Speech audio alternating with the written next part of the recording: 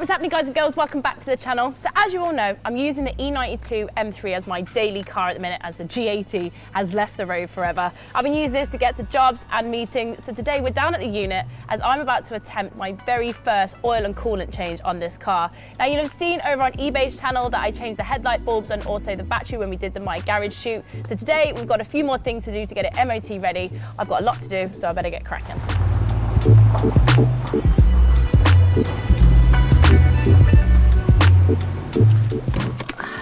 So today we're going to be using eBay's Assured Fit to get all the right parts for this car. Now, one of the great things about using eBay's Assured Fit is that you know you're guaranteed to get the right parts for your car every time. You can see here I put my reg in and then it comes up with all of the applicable parts and accessories for my car. So we pop through, grab the oil, grab the coolant, and then also the oil filter as well. And then we got everything sent to my house in a matter of days. eBay Assured Fit helps sellers build trust with buyers by giving them the confidence to purchase parts and accessories on eBay. We all know where to get the good stuff, always head over to eBay. Fraser's got some 1060 oil for me and also some coolant. So we're gonna get cracking. And hopefully by the end of today, we will have a car which is ready and rocking for its MOT. Right, how do I do this, Fraser? This is the first time I've ever done this. Well, we've let it cool down first. All right, well, give us 5 minutes, lads. Whilst we're waiting for the car to cool down, we're going to get the car prepped. One of the reasons why you have to make sure that you've cooled the car down is so that when the coolant drops out, it's not going to get you and burn you anywhere. So this is a really important step in this process. Okay, so we're going to be doing this ourselves, which is actually, considering it's an M3 performance car, it is quite simple to do. So we're about to get underneath the car. I'm going to pop my hair up for this because whenever you're dealing with coolant or oil, it's always best to make sure that you've got your hair out of your face. So all you need is a socket set, an 8, a 10, a screwdriver. We're gonna pop under here now, get this under tray off so we can get to the radiator and then get that coolant out of there. Right. Okay, under tray removed. One thing that I have noticed when I'm working in this unit is the fact that you need somewhere to put your bolts. Make sure it's like, so if you have a tray or anything like that, I'm using this rag today because it's brightly coloured so I can actually see where things go, because I have lost bolts in here before, so I've learned my lesson on that one. Key bit of equipment when you're doing this, you obviously need a drip pan, because you know what, you do not want oil or coolant all over your floor because you'll never get rid of it. Okay.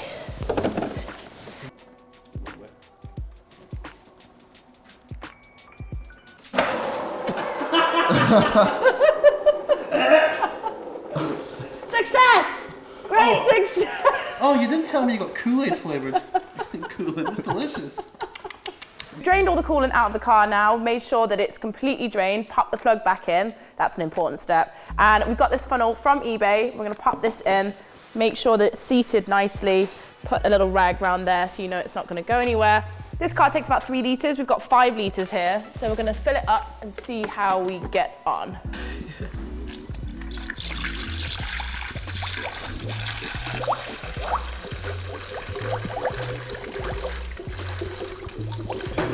It's a good thing just to do if the car's been sat for a while. Like all this stuff, like the car didn't have any issues where it like needed coolant down, it wasn't leaking anything. But like, if you want your car to run, like whenever you need it, you need to do bits and pieces.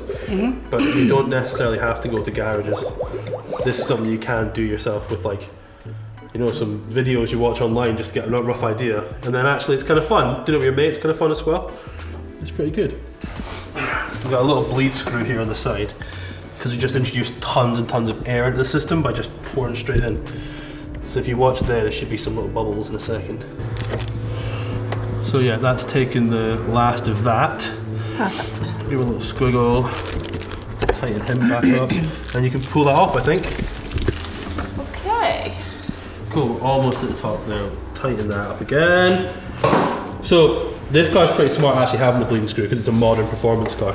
Unlike older stuff, you just had to like bleed it by like, I think an E36, you jack it in the air with the front up and you just rev it.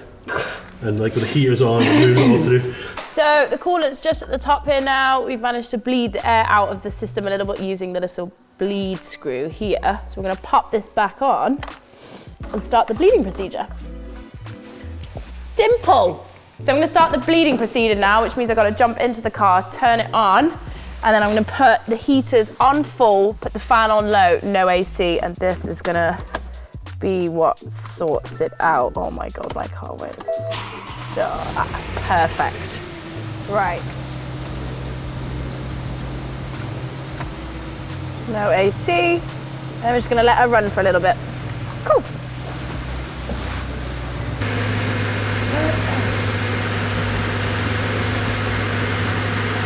Okay, so we've had the car running for a little minute. All I'm gonna do now is just crack the bleed screw so we can make sure that all of the air is out of the system. And once we've done that, we'll then turn the car off, let it settle for a little bit, and then we'll top up if she needs a little bit more coolant. There you go, tighten them up. Okay. I'm grateful for having Fraser on hand today because this is a new procedure to me, so I'm learning as we go. So we're gonna move on to the next job now. We're gonna take the coolant away, grab the oil. We're gonna get back underneath the car. This car actually has 2 oil drain plugs and you need a 6mm Allen key. And we're gonna try and not make a mess. So I'm gonna pop this here. Get back underneath. Thank you, sir. All right. So, there you go. Okay. Beautiful. Right, let's get her out before. She was totally cool with it. Yeah. Beautiful. Now we're good. There you go. Ow. Oh, that one's gone. Just leave it in, it'll be fine. We'll clean it up. What was that? This is also a good time, once your engine oil drains out, to have a little inspection. Yeah. Okay, so now it's just a reverse of the process. I need to put the sump plugs back in, and we need to put the wheels back on the car, get the car level, refill all of the oil, check the coolant, and then we will move on to the oil filter. So let's get moving.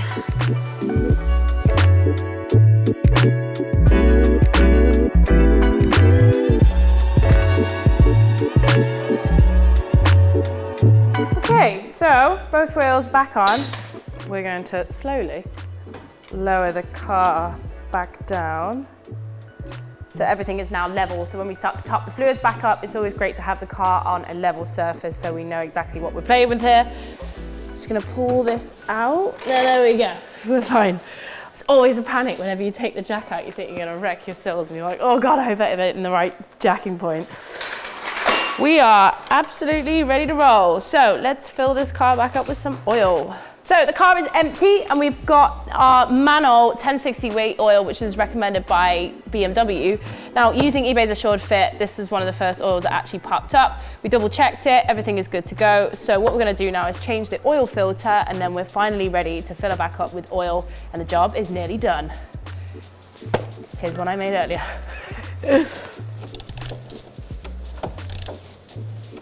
She is definitely time for a change. Okay, pass me that piece of plastic there. Whew. This is a lovely clean job. Yeah, I'd suggest if you're going to do this at home, maybe get some nitrile gloves. Just saves your nails a little bit. These were fresh on yesterday and they look wonderful. Okay, let's drop the fresh oil filter in. A big push. Okay, there we go. So that's now seated. We've got our fresh O-rings on there, and then we're just going to pop that back in like so. So we bought a second filter. This is another one from eBay as well. Just great to have in the garage, super useful. Try not to use the same one for the coolant and the oil because you don't want any contaminants or any cross-contamination.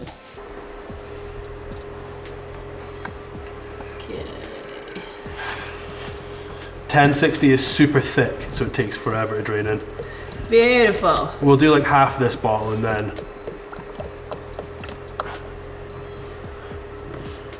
Yeah, no, you would definitely keep that filter in there because as much as it's unlikely for something to go in. Yeah, no, you just always want to protect from anything getting into your actual engine because if it does, it might be bye-bye to the S65 and putting something else in here. But I think it'd be sacrilege to put a 2JZ or something like that. Yeah, you could put like you could put an LSX or something in it. Yeah, LSX would be good. I've seen LT4, which is like the Corvette like V8. Yeah. like the factory supercharged one. I think you'd have to keep it V8. I wouldn't go inline 6 with it. Because if that falls, imagine the mess. I could. I was slipping and sliding. Do you know what I would do? I would go home and think about that tomorrow. This is a tomorrow job. I used to have that in a place I worked before. We had a ramp, and like something would go really catastrophically wrong, and you would go, I will reassess this tomorrow. We'll just do this last bit and then take this oil back with you, and we'll check it on the drive at home where it's flat once it's been warmed up, and we'll be good to go. Is that about that line? Yeah. Just above it. Plug. Plug for luck. That's it, whoa. That's a healthy plug. So once everything's cooled down now, we're just going to top up the rest of the coolant, and then we should be good to go. Yeah, last little splash.